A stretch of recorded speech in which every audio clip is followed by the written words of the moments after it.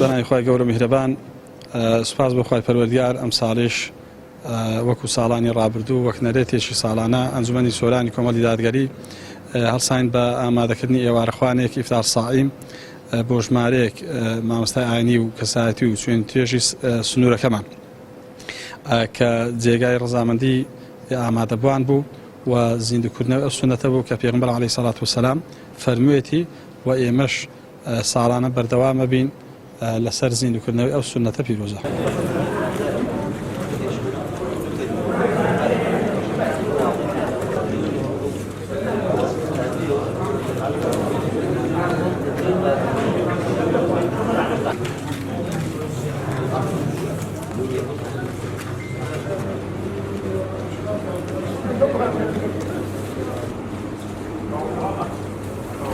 بسم الله الرحمن الرحيم الحمد لله رب العالمين والصلاة والسلام على سيدنا محمد وعلى آله وصحبه أجمعين. خواهي پروردگار طاعت و عبادتي هم ولا قبول بكات. طبعا بالنسبة إنسان ببيته هر مسلمان ببيته هو كاري أو كسيك بهوي أو إفطار بكاتوا روجوكي خوي المغربكي بالشيني بون منا أجر بدن كقصب يجبي يقدن كقصب تنانت پیغمبر فرمی صلی الله علیه وسلم وكو وياك كروجك خوي قرتيا روجشي ديكشي لو ان يستببي اوي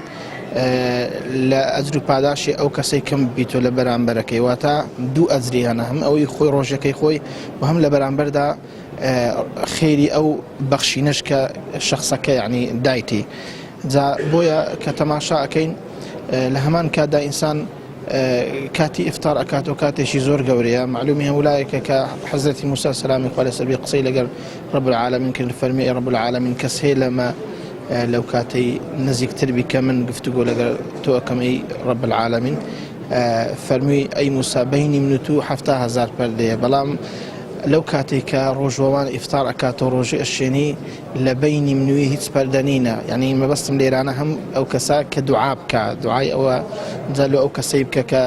أبيت السبب إفطار يعني أو تدعاء له هر مسلمانك له هر كسيب كيان بتايبت له خوي بك له كساني كحقي للسنة